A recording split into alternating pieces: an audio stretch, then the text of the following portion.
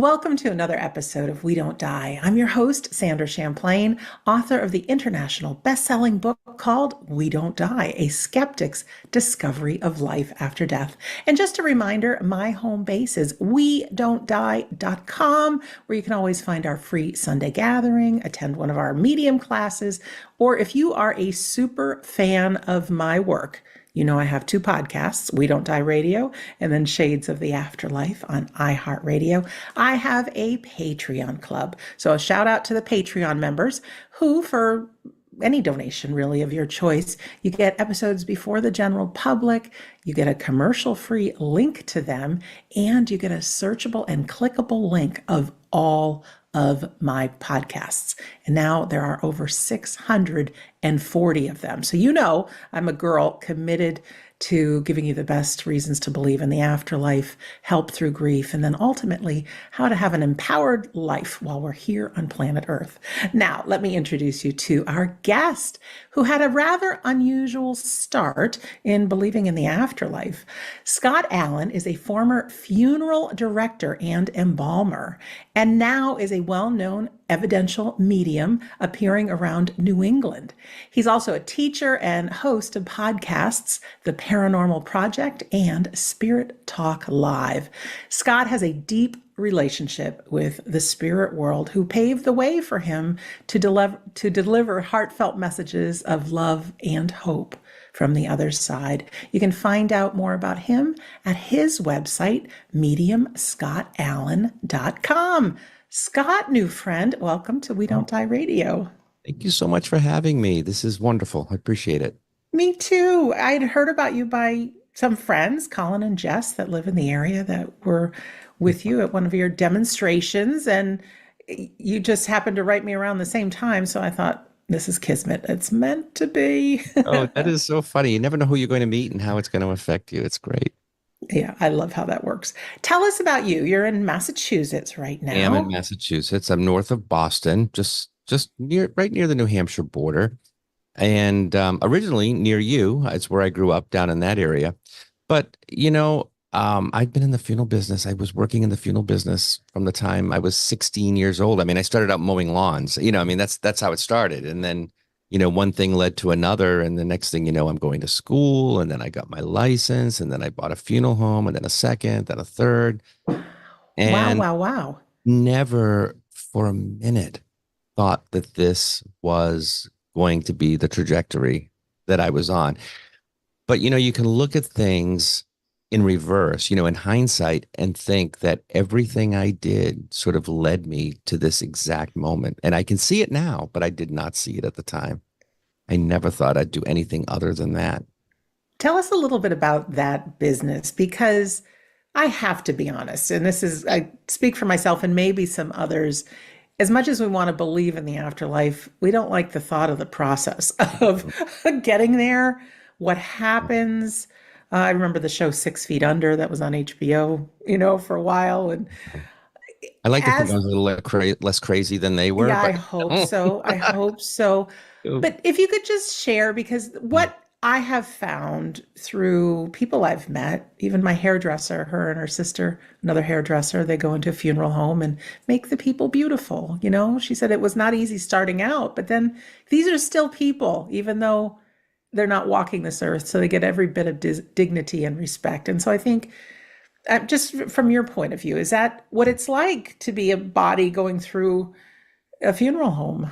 I think the quote unquote body part of it, the deceased part of it, is such a minute part of what I did. It's not really what it's all about. I like to say that, for years, I served the living because they needed someone to help them navigate this. I wasn't a grief counselor. I couldn't help them feel better, but I could take some of the burden off their shoulders going through those steps for the first, few days. But it's so different. It's the same people now. I but I work for their loved ones who have come back to me and said, I have a message I want to say. There's something I want them to know.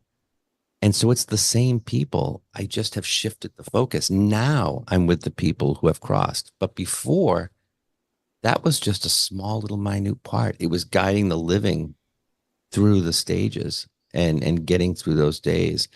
So yeah, it was one of those things where, as I said, I started out mowing the lawns. It was not something I wanted to deal with that at all. But I think being empathic really led me to work with people. And it's where I was. It's what I became comfortable with. I met people and I thought, I need to do that. And then I learned to deal with the other part of it because I don't know anybody that wants to do that. Not anybody who's even remotely sensitive. I did it, but I did it because it was part of the job and I had to do it. But that wasn't the focus for me. It was never the focus for me. Oh, kudos to you. Yeah, it really is about the people and caring for people and on both sides, truly. So, how long were you in that business?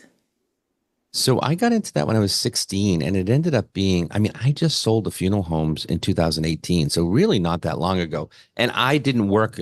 I mean, I left though in 2012. My brother worked with me.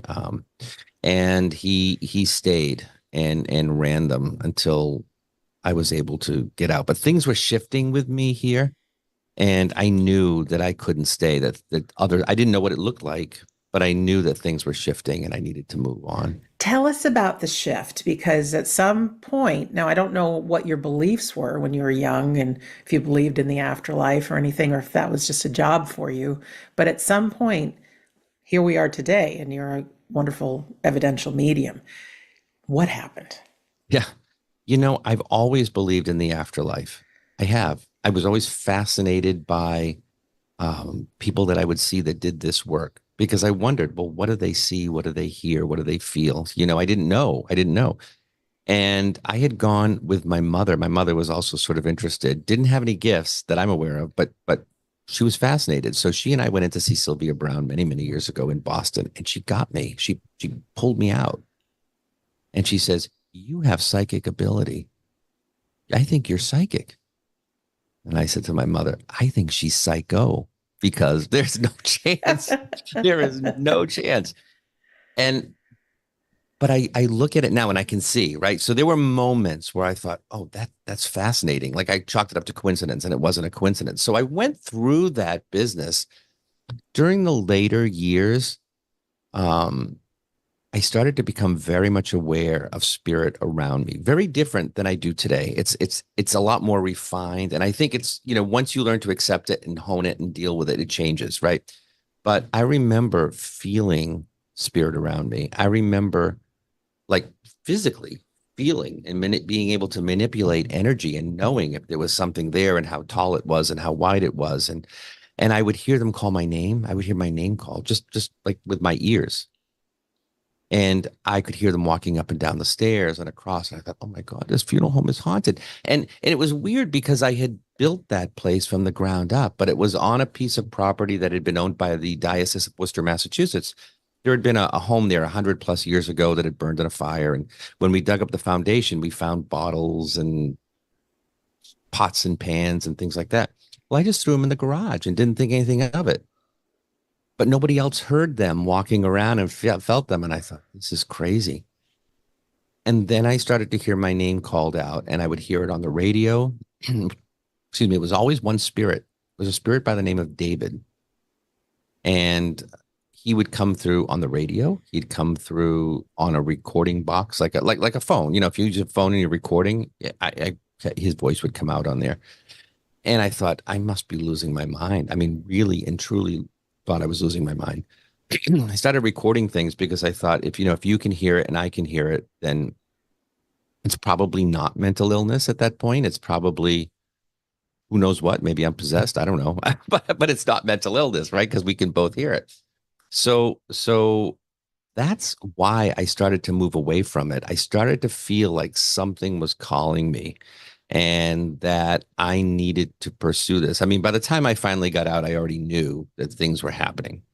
I knew what it was at that point, but it took a while. It took a while to come to terms with that. Continue with the story because there's some paranormal, interesting stuff that's happened along the way as well. There is, and that's another thing that never really occurred to me that I would do that because when you're a funeral director, you join the Lions Club, you don't ghost hunt, right? It's not one of the Right. things that you do. And I had a friend that said to me, why don't you come with me? We're going to this place in Revere, Massachusetts. It used to be a church rectory. Now uh, it's a historical museum. And I thought, oh, I don't know. I mean, it was nothing I was even remotely interested in, but I said, you know what? I'll go. I mean, she's older and retired and a little heavier than I am. So as long as I can outrun her, I'm good. Right. So I want to be able to get out the door before her. So we went. And do you know anybody's name? You know, they call it out and there's like nothing, right? There's nothing until I got home and I heard my voice called out about 12 times. Scott, Scott, Scott, Scott. And I said to her, I said, Julie, this is crazy. What is this? Have you ever had that happen to you? And she said, no. I mean, I've heard them say my name maybe once, but I've never seen that before. The next week, um, I'm sorry, I take that back. I had bought a piece of equipment several weeks later. And the first thing that came on when I turned it on, and I was in my house. I said, I want to talk to Scott. Who's this? I'm Scott. This is David. Wow. And the following week, someone walked in to my friend was working one night. Some man walked into where she was and asked for me. And she said, well, he's not here. I can take a message. And he said, yeah, just tell him David stopped by. And he never called and he never came back. And then it really got creepy. And I thought, you know, what is this? I mean, that's how all of it started. And as I started to experience more, I chased more because I wanted to see what was happening. I was curious. And then it got a little frightening and I didn't want it anymore. And I had met a woman along the way who's a medium. And I left her a voicemail and said, please call me. I've got the spirit after me. I don't know. I mean, that's what it felt like, right? I have an attachment. I never thought, oh, I must be a medium. I mean, not on your life. I was skeptical. I mean, skeptical, but open-minded. But I never Right. thought it was me. Like, where have you been all these years? You know, where have you been? So she's the one that told me, and it was another several more years before I really came to terms with it. And I had been doing practice sessions with people's friends, you know, people I knew and had friends that would come in, and I was always like blown away by it. Like, how do you know this? How do I know this? How is this making sense to you? And then after a while, I just learned to accept it. But there is that paranormal aspect to it. It's not a big part of what I do. It's rarely not a part of what I do at all, but somehow I'm in that kind of world a little bit. They'll ask me to come in and do galleries and they'll ask me to do talks and things like that. But it's not, I still feel like I'm in a point of shift in my life and in my path. I feel like things are opening up in different directions and I'm grateful for that. And they will continue to. I know for myself, I feel like the spirit world will hook us, kind of like fishing, wherever we're at. And my thoughts and beliefs, well, I have some core values and everything about the afterlife, but I've dabbled in all kinds of things. I did a ton of EVP work and, Mhm. so many different things, Right. but it's all led me to where I am today. And that really is sharing people who are doing good things and promoting you out in the world. And there's not one set person that listens or watches this show. People are from all kinds of different backgrounds and beliefs. So I think the spirit world's creative, meet people with where they're at. And, this show isn't for everybody, the one I have. And some people get into it through paranormal or other things, and it doesn't matter because at some point, I think as human beings, we ask those big questions. Who am I? What is my life for? Is there an afterlife? We grow up and our loved ones die and we experience grief. And it's like, what's the meaning of it all? So I don't think it really matters how we get there, but you're definitely on the path and it'll be fun to see, I trust we're going to be friends for a while, how it all So unfolds I think so. And you know, for it's you. funny. It's as if they get your attention any way they can. They'll get your attention, and then they say, "Okay, now that we have your attention, look over here. This is where Right. we want you to be." And that seems to be what's happening. It's fascinating to me. I can feel it and I can see it. I can see who's calling me. I was invited to speak in Colorado Springs next spring. So and that's not a paranormal thing. That's a mediumship, event, and I think that being able to do that is really changing who I am as a person. I felt rather stuck in the funeral business, to be honest. After years and years of doing it, I really felt like that wasn't where I needed to be, but I didn't know where I needed to be. I had no Yeah. way out. I had no point. A And lot of people, Scott, I think you can agree, are looking for their life purpose. I don't think it is a job. I think it's who you're being. And who you're being is being of service and being an adventurer and sharing all those good things. That's who you are. So, how did you get involved in mediumship? Did you start taking local classes? yeah, How did that begin? once she told me, and I didn't believe her. I really didn't. She said, just trust me and play with it. Just practice. Just go with the first thing that comes out. I started to realize that, okay, people understand this. So maybe there's some kernel of truth to this, but I still didn't understand it. I better take some classes. So I took the first one I took was it was really funny because it was not a beginner's class. It was an advanced mediumship class with John Holland and Joe Shield. I don't know if you know Joe or John, but I know John, not Joe. not Joe. Okay. They work together fairly frequently. And I took this class and I thought, oh my God, how am I going to do this? How am I going to keep up with these people, right? So a woman that had helped me, she's a shaman. I had been introduced to her and she was helping me too. I had sessions with her and she is the one that suggested that I take this class because she had been manager at this place where they were having the program. And surprisingly, I was able to keep up. It was kind of shocking to me. And then I did a couple of other little things where I would do like psychic fair kind of stuff, just a few readings here and there. And then I started taking more classes. I took some online, took some with Arthur Finley. I took some online with this woman in New Jersey, and I thought that was a really helpful class. And I still take classes. People will say to me, "Why do you take classes?" I feel like you've already got it. Well, yeah, no, I do have it. I trust that now, but I still think we have to approach this humbly. Like I don't know everything. And maybe there's something I can do to get a little deeper, to connect a little more solidly. And so I love taking classes and I love surrounding myself with people. Joe Shield that I mentioned, he's out of the journey within. He's pastor of the journey within, where Janet and Havoc was, and I mentor with. He's my mentor. I mean, I mentor with him. So it's nice to have someone that's been around for a while to guide you, and you could pick up the phone and say, hey, what do you think about this? What's your thought on that? And that I find to be really, really helpful. I don't think I need mediumship one or two anymore, but I do feel like I love being connected to the community because I think that just continues to raise you up and raise your vibration and point you in the right path. And I think we don't know how we affect others. It's not just about what I can get from it, but maybe somebody will take something from me. I don't I know, think I you think it's know? great.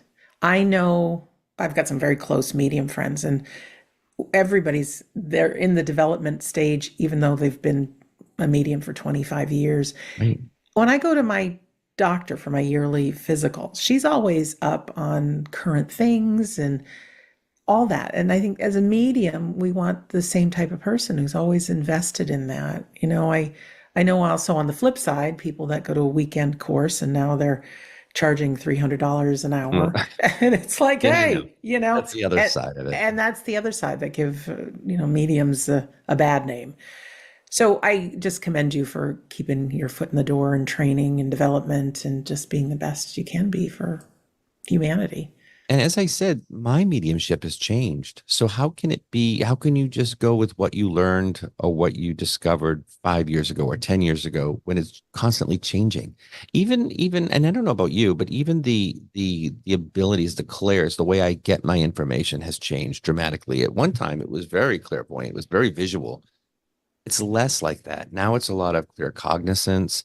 Sometimes it's smells, sometimes it's taste, sometimes it's other sensations and feelings that I never had before. So I feel like you have to keep working that. It's like a muscle. You have to keep practicing with it to see what you're capable of. Yeah, and it's the spiritualization of yourself as well. I'm sure you are a different person after doing all these readings than you were before. And I'd like to say too, just not about me, but in general, mediumship and what we do, right? Working with spirit, I think you have to really approach this so humbly and so authentically, it's really about, it's not about the bells and whistles and the palms in the window and the crystal balls and the way you dress. And I dress like this. This is just who I am, but they still call me. I feel like you have to approach this in a very humble way, because if it weren't for them, I couldn't do this. It's not like learning a magic trick where you can step out and you've rehearsed it 25 times. Now you're ready to go. If they say tomorrow, sorry, we're done. So aren't I. I mean, that's kind of, I mean, they don't do that. They've not done that, but you have to approach it that way, that it is a gift and it is given to you. And as long as you keep really your heart on the other person and being authentic. And, we all have an ego. It just sometimes creeps in, like we try to push it away. Not today. Thank you very much. And, Yeah. we keep our attention on the other person. Could you tell us some stories? You said they might come in through smell or something. Obviously, no names or Yeah. anything, but do you have No, no, any no. favorite stories of I will tell you one people about coming through? smell. Yeah, I'll tell you one about smell. And this is interesting because it was not when I was doing readings at the time. This is before I was figuring it out. I was still figuring it out. So I was at a when I owned my funeral homes, there was this huge mansion that was right down the street, but it should have been torn down. It was falling apart. And I remember driving by on the way in every morning and thinking, "Oh my gosh, that place! If it only anybody had taken care of it, it would be must be amazing in there." But it probably wasn't even safe to go in. Someone bought it and they, for the tune of like 1.5 million, restored the entire thing from top to bottom. And I heard they were having a pendulum dowsing class in there. Now, at the time, that wasn't anything I had anything to do with. But I thought, I don't care. I want to go to this class because I want to see this house. They were giving tours of the house. So we went and we were sitting in the ladies' parlor in the very front room. And I went with a friend. She was off to my left. And somebody decided it'd be a great idea to spray their perfume, like, like really refresh. And I thought, you've got to be kidding me. I don't mind a nice scent. I do like a nice scent, but it was too much in a small space because there were about 12 or 13 of us in the room. So I said to my friend, I said, I'm going to step out and just get some fresh air. She said, what's the matter? I said, I feel like I'm getting a headache. I don't know why she sprayed that perfume. She said, oh, that's funny. I don't smell anything. I said, what? She said, I don't smell anything. So the woman next to me said, do you smell anything? I said, I smell like really, really strong perfume, like somebody just sprayed it. She says, well, the woman that owned this house, her name is Ellen Pierce. She died 100 years ago, has been known to leave her scent for people that can detect it, that can sense that she's around. I said, well, why me? I mean, I don't sense anything, right? This is before. And I thought that is crazy. And nobody in the room could smell it. Nobody. It was crazy. And so, that was one experience. I'll give you an experience that I just had with a reading. And I think this is how spirit works with me too. And I don't know about you, but I feel like sometimes the messages are cryptic because it's not our message. I don't always know what everything means when it comes through. So I had a man come through. He gave me his name, which I thought was amazing. He told me a bunch of other things and told me he had a boat. And then a little bit further on, he said, tell her about the fender bender. I thought, oh, I wonder if she was in an accident, careful going into the brain. But I said to her, I said, he wants me to tell you about the fender bender. She says, I don't know anything about a fender bender. I said, maybe somebody you know? I mean, like your sister, I mean, whoever, it could be anybody. And she said, it doesn't ring a bell to me. She said, I wonder. She said, was it an actual accident? I said, I don't know. I'm just hearing, tell her about the fender bender. And she says, geez, I don't know. I don't know. So I said, all right, well, just take it. And, maybe something, I'm not predicting anything, but just kind of keep it. About 10 minutes later, I saw her put her hands up. She went, oh my God, I got it. I said, what? She says, that was the name of his boat, the fender bender. Wow. And I thought, Cool. that's cool. It's how they talk to you. It's just crazy, crazy. It's just how they talk to you. Goodness. I And want to just yeah, continue, but I don't want to forget to ask you if you ever figured out who David was, if I he's somebody who did. I works with did. you. And I'm happy to share that. That's because that's another interesting story. So this is years later, like years later. I'm already working. I'm a medium. David had been coming through all the time, to the point where it was absolutely frightening. Um, and then once I figured all this out, it kind of stopped a little bit. And if I would ask him, can you talk to me? What's up, David? Are you here? I would get it sometimes on a recorder, or I would hear it on the radio, but it's not like it was. So one day, about a year and a half ago, well, it was more than that. My mom was still here. So it has to be at least 2 years ago. I was parking next to my neighbor, and we always park near each other, and usually just kind of, it's a wave sort of thing. We're passing. This particular day, she was just taking her time getting out of her car, getting something out of the back seat. We were talking. And well, actually, let me back up a little bit. I had spoken to my mother earlier that day, and she said, I just went to the senior center and they had a medium there. I said, oh, that's cool. I said, did you get read? No, no, no. But she was really good. And, she went and told me whatever she told me. So when I get out of the car, this woman's, I said, how are you doing, Laura? She says, I'm great. She says, I just got back from the senior center. I said, oh, that's great. Did you go to the medium too? My mom just called and said she had been there. She says, no, I am the medium. I said, wait a minute. You're a medium? I mean, wait a minute. Hang on. We need to have a talk, because we had been talking, just in passing all the time, just friendly. Hello, how are you? How's your dog? That. No, I'm the medium. I just did the show there. I said, all right, we need to talk. So she invited me up for coffee. And it was kind of funny. I liken it to, like, if you had two comedians go for coffee, like you're both trying to tell each other jokes. So it felt like that. Who's the person in the black tuxedo? Oh, that's my friend Paul. Okay, that kind of thing. And we're going back and forth, like picking up on each other, trying to flex our muscles. And she said to me, "It's one of three." I said, I can't think of anybody. My dad was one of nine. My mom was one of two. I'm one of two. My cousins are like, there's like four of them. I said, I have no idea. She says, no. She says, I think it's you. I said, no. I mean, it's not. I said, it's just my brother and I.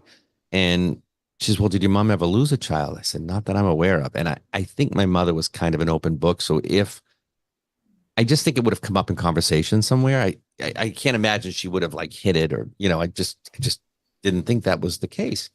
So she says, I'm telling you, it's you. I feel like it's you. She says, I'm getting one in spirit. She says, who's the D name? Who's David? And I went, wait a minute. And I, like, the hair on my hands and my arms just kind of stood up. And so I told her the story. She says, he's your twin brother. I'm telling you, he's your twin brother. I'm like, all right. Like, there's no way I'm asking my mother this. There is no way. But of course I did, because I was fascinated. I said, you're not going to believe who I met. It was just surreal. I said, she thinks I have a brother in spirit. Did you ever lose a baby?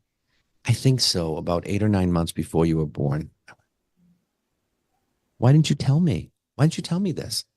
Well, it was kind of not a non-event. I mean, it was like something you didn't really talk about back then. And it wasn't like the Right. baby was 8 months and passed. Or Correct. so, it was just like, it was one of those things where it was so early. It wasn't even really like anything you had been able. She says, I don't think I even knew yet. You know what I mean? Like, it was, I think I had it, but it wasn't anything, like we weren't being treated. There was no hospitals. There was nothing. Right. So I told her the story. I kind of go with it. I just go with it, because what are the odds of that? What are the odds? I mean, he would not have had a name. Nobody gave him a name. I don't know where the name came from. I think that's just how he identifies himself, potentially. But I can't think of any other good reason. He's there. He's sort of like a guide, I guess. I don't know. I don't know what else to call him, but he's always there. He's always there. So I do, I've got a whole list of people and angels and everything else that I talk to before I do a reading, and he's one of them. Can you help me out? Got readings today. Can you help me out? Oh, And that's I sweet. think he does. Yeah. So it's interesting. It's interesting. It was the craziest thing. It was the craziest thing. I could have just bowled me over. I couldn't believe it.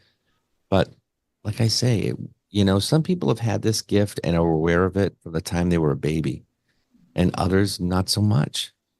And for me, that's how it was. It was, if I look back, I can see things, but I wasn't doing readings at 10, it just wasn't happening.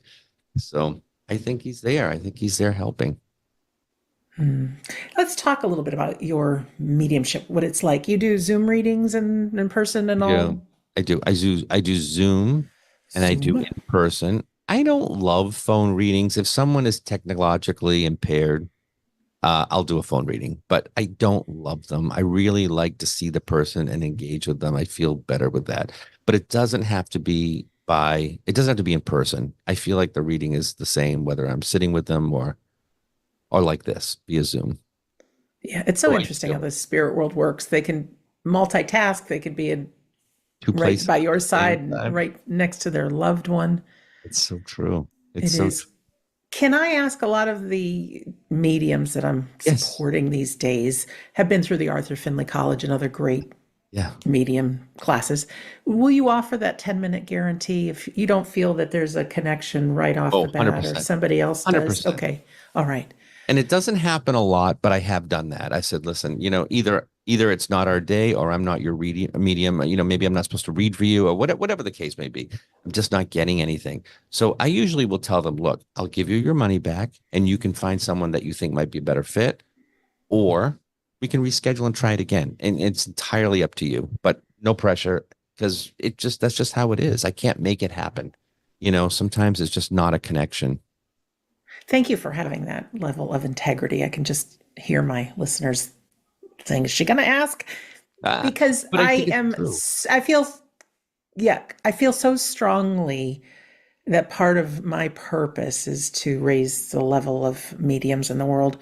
There's great mediums out there, and there's people that want to be great mediums, and they don't know that they can continue developing and what's available, and that the average price isn't $500 an hour, Right. and all Right. those things. So if we can level, and I like to share people that have that integrity, and I kind of sensed you did just by our conversation so far, but I Yeah. know, No, absolutely. yeah, And you may and be it doesn't getting a few happen a calls lot. after this. It doesn't Great. happen a lot, but it does happen. I think that comes back to the authenticity and the humility that you bring with it, because at least I know, and I'm sure that we are still at their service, so they have free will to talk to us or not talk to us. And sometimes too, people are so it's not the right time for them. I had a session with a woman last year who had lost her son really, really suddenly and really tragically. And she said, it's only been 3 days. And I thought, oh my God. I said, I don't know that I can bring him through for you. Honestly, I don't.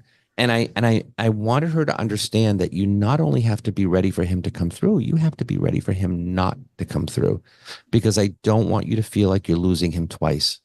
I mean, that is really, really important.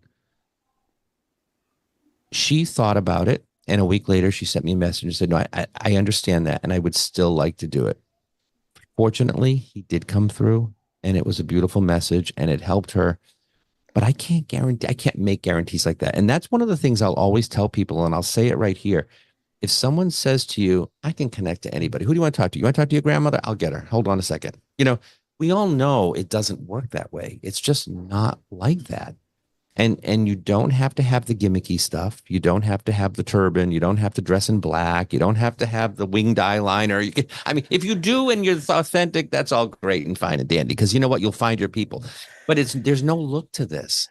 It's just be you and trust and just give it over and they'll come through. But it's not 100% all the time. It just isn't. People need to understand that too. Thanks for being real. I sure like you. Oh, I wish I think, somebody else did. No, I'm kidding. yes, people like you. I Well, like, you're real. We want yeah. to hear real people with real stories. And you've got a real heart and you care about people. It's all And I've ever that's done. It's the all we same can ask. people. It's the same people. You know, I have dealt with people in grief since a very young age, and it's the same people. I think for me, of course, I can't look back and see what it would have looked like if I didn't have that experience. But I do think that all that experience dealing with grief, dealing with people who have lost, their family members, has really put me in a position now to better care for people who are the recipients of these messages. I really think that knowing how to deal with people who are hurting can really go a long way. And that's why all of this paranormal, that's how they got my attention. Paranormally, that's how they got my attention. That's not my focus. My focus is the people and how can I reach more people? That's it in a nutshell. Beautiful. Plus, I will tell you something really interesting too. When I was stuck in the funeral business, when I say stuck, I mean I really was stuck. I was on call 24 hours a day, 7 days a week. I missed Christmas, Mother's Day, Easter, you name it. It was just it was just a nature of the beast. But there was a regional theater company that was in town, and I got on their board of directors, and I ended up doing some shows with them, and then I ended up being with them. Oh God, well, it was over 30 years last year. I haven't done it in a while. Probably my son was born in 2013. I probably stopped in 2010, 2011, right before I moved to be closer to my parents. And I was afraid of my own shadow. I really was. I was painfully shy and bashful, and never mind pushing. It was like, get out on stage, get out on stage. They did that enough times that I became comfortable because it was people that I knew. Number one, the people that were supporting me that I was on stage with were people I knew. And it ended up being a really great outlet.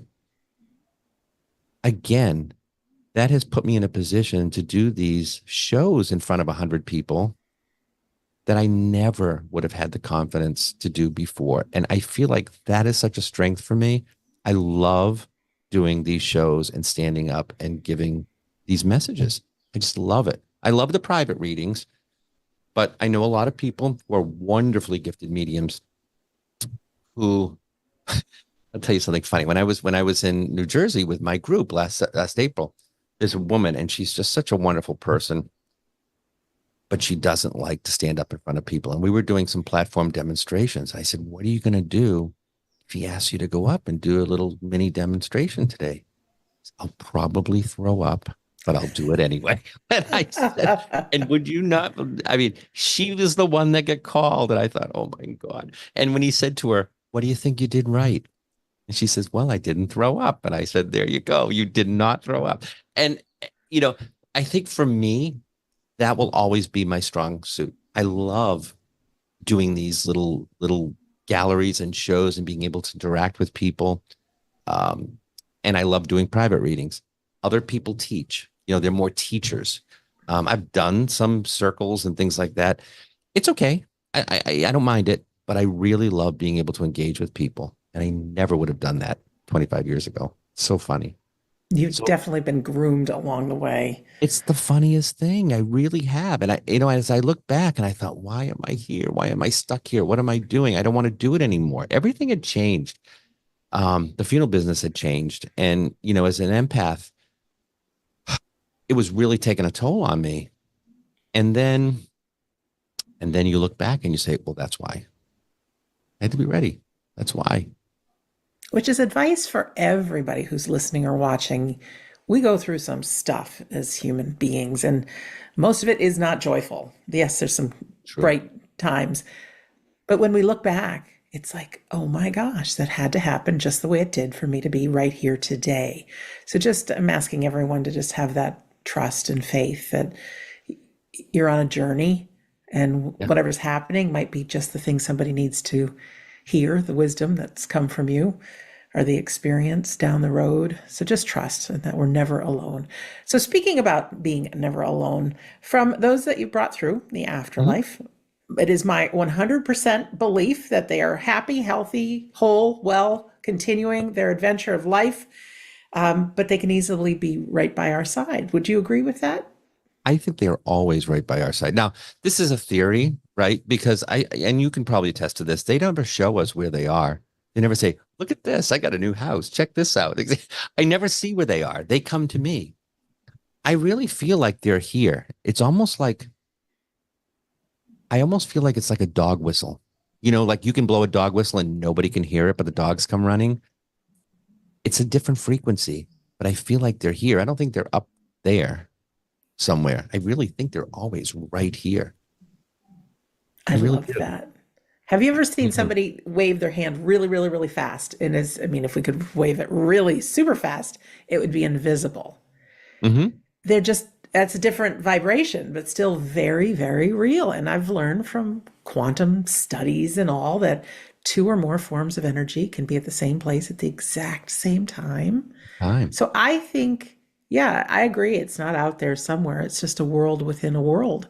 And we're within their world. They're not within ours. I think there's so much more that I don't even think when we pass over to the other side will we get the whole picture of what it's all about. But we definitely go on. I'll tell you an interesting story that I think might resonate with some people, and it just gives a little bit of a little bit of a backstory to that. I have a friend that had an experience where he was, I don't know, he was doing something. He was outside and he started feeling like, oh, something's not right. And he said to his spouse, you might want to call 911. I feel like there's something going on with my heart. Like it was like beating off.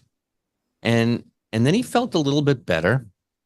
And he looked and the ambulance pulled up but it was somebody else across from where he was standing. He could see this person had gone down.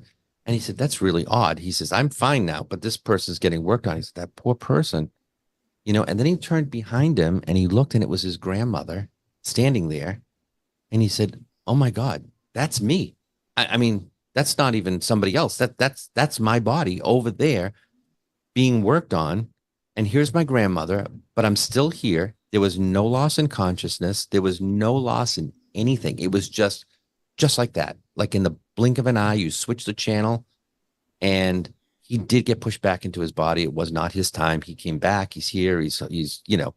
But that always sort of struck me as, is that how it really is? That we leave our bodies and we're almost disassociated with them because it's just like putting on a shirt, or putting on a coat.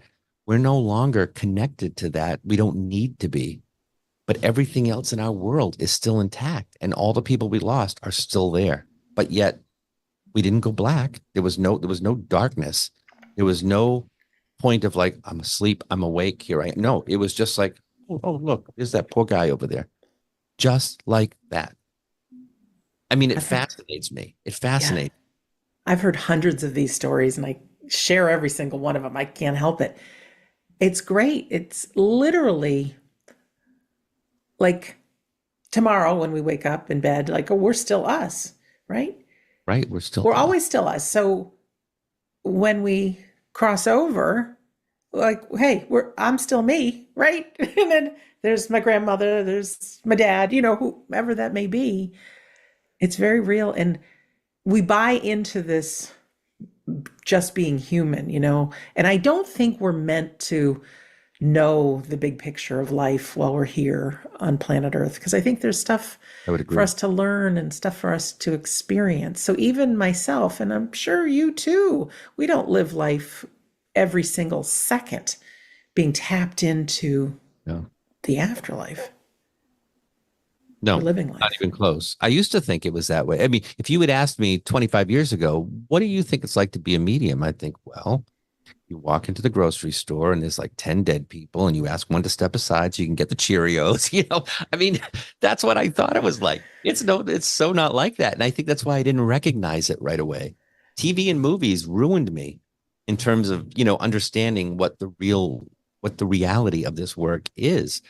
And that's so true. We don't walk around tapped in all the time. We just don't. But, when we talk about learning and how I said that all of my time in the funeral business and in my, as I did the regional theater, all of that was a learning experience for what I'm doing now. Imagine how what I'm doing now is a learning experience for the next thing. Even if it's even if it's when I cross, even when I'm past, when I'm no longer on this physical plane, what's the lesson? And that's always, I think that is something we all need to look at. What's the lesson? I'm going through a really tough, not me personally right now, but I'm going through a tough time right now. Why am I dealing with this? Well, I can't say, but I will bet you in 15 or 20 years, you'll look back and think, I understand it because now I can help these people because I'm losing my mom was one of the worst things. Loved my mom. But if it's even possible, I think it has made me a better caregiver. It has made me a better person because I understand something that I could not have understood before. I cared for people in grief, but unless you've lost your mom or you've lost your dad or if you lost your spouse or your child or whoever it is, you cannot. You can feel sympathy, but you cannot feel empathy. And once you learn what that feeling is like, you can better care for others.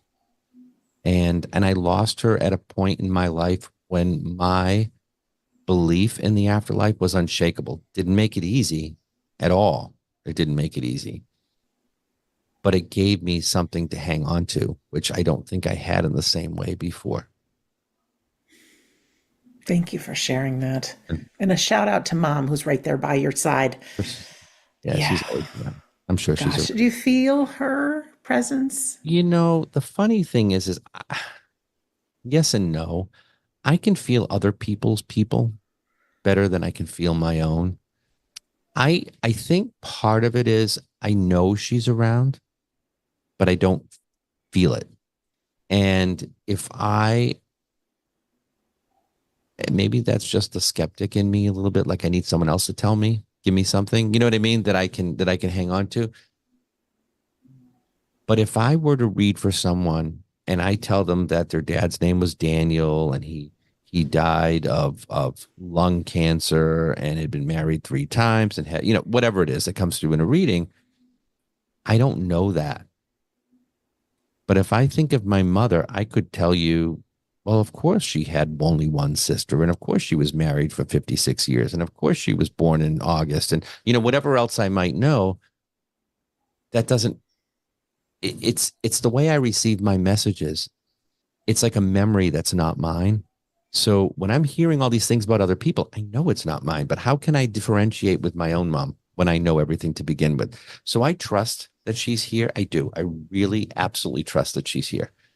And there was once I said, listen, you're going to have to like hit me in the head with a sign, like really big, because I'm going to miss it. I know too much about you. And my mom's name was Marilyn. And right after that, there was an advertisement that came in the mail and it was for hairbrushes. I don't know, like I need a hairbrush, but it was a hairbrush and it said Marilyn Brushes. And then I saw her name on TV and then I saw her name on a street sign. And then there was like 4 or 5 things. I said, okay, gotcha. Thank you. I got it. So she's there and she's listening. There are no coincidences. I think I just maybe perceive it differently. I'm jealous of people that say, my mom was sitting next to me in the car today and I knew she was sitting right there. I don't get it that way. I don't feel it that way. I used to feel that with other people's loved ones. I don't even get it that way necessarily anymore. It's less like that than it used to be.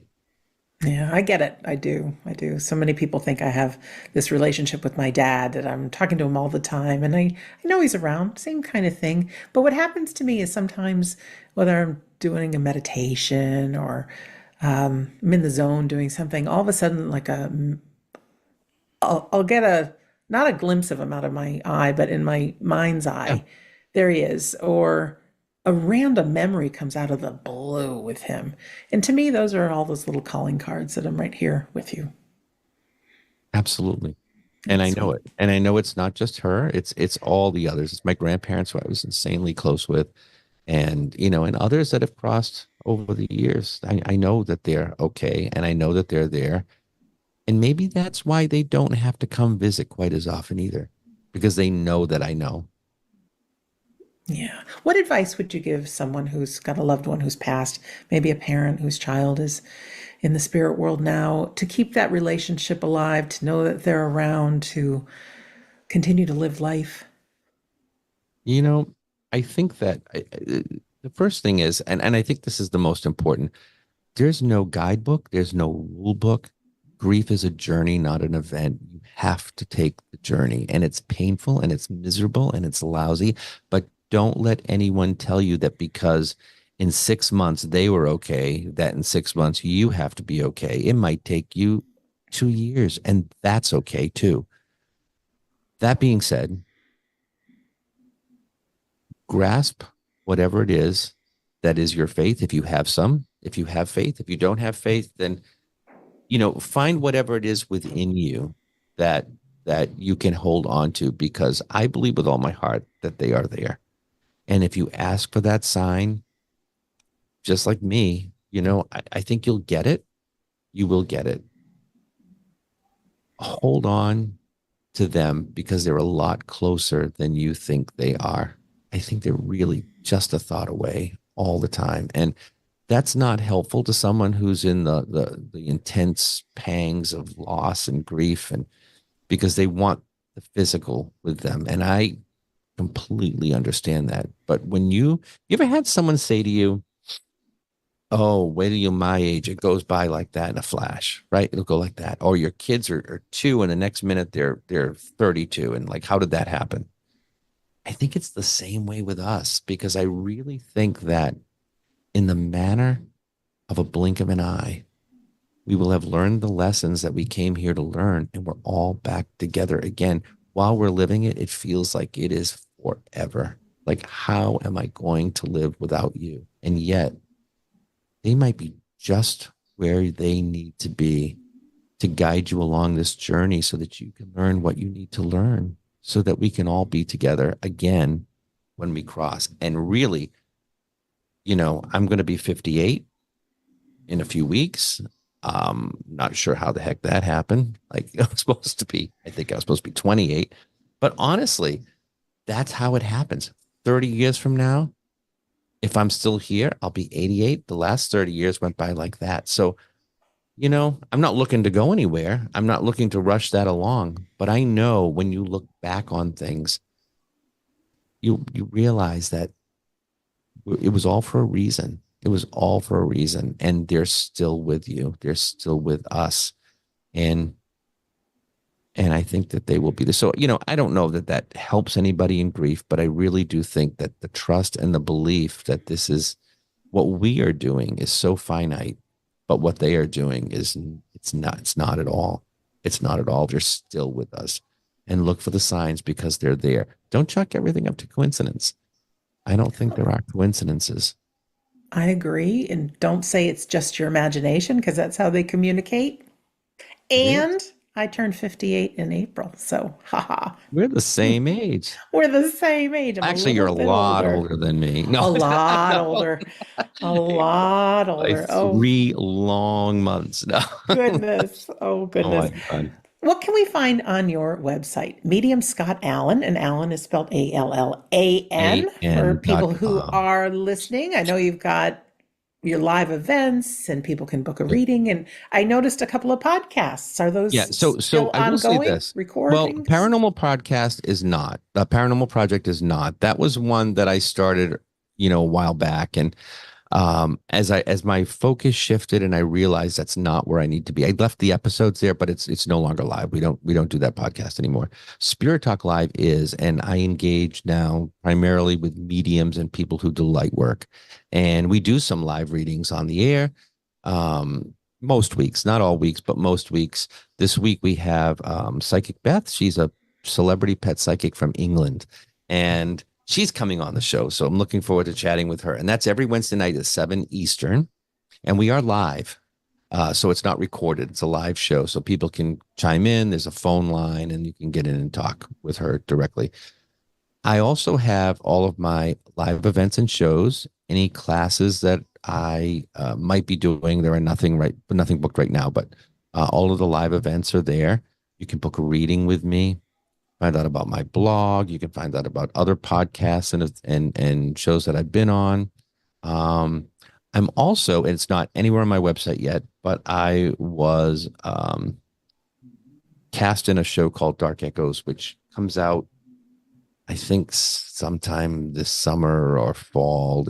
I've got 5 episodes I did last year, so that'll be fun. And it was interesting. I keep telling you that's not my focus, but it was sort of But you fun. can still have fun with They it. dropped me down in the middle of this place that I didn't know, and just said, "What do you see?" And that was it. And then we got the verification. So, um, there's one coming up next that I did in Enfield, Connecticut. So that'll be popping up somewhat soon. And then we were in Pennsylvania, New York, and a few other places. So it'll be fun to watch. And that's on Prime, Amazon Prime. and it's on this network. It's like Netflix. It's called Paraflix, and it's all for people who like ghost hunter shows, that kind of thing. It's all that kind of stuff. So it's on that, and it's on Prime, and I think it's supposed to come out in a couple of other platforms at some point once they get all the episodes out there. So Will you put a I link don't. on your website when I it will comes put a out? link on there Okay. when it comes out, and my Facebook page, which is also Medium Scott Allan. You can go on there and check that out, and there'll be links for that as well. Well, you sure are nice, and you're Oh, thank wonderful you. to be with. Any closing words before we wrap up this episode? Anything, oops, I forgot to say, or anything you want to share? This is your time to just You know, say some words. nothing really. Just thank you for having me, and I really hope that people can find comfort in what we do, because really, at the end of the day, I think that's what it's all about. Some people do it for entertainment, and that's fine. But some people do it, and it's life changing. I hope whoever's listening will find something in this today and take it home with them. Scott, thank you so much for being our You, guest today. my pleasure. Thank you for having me. I loved it. I loved it. You too.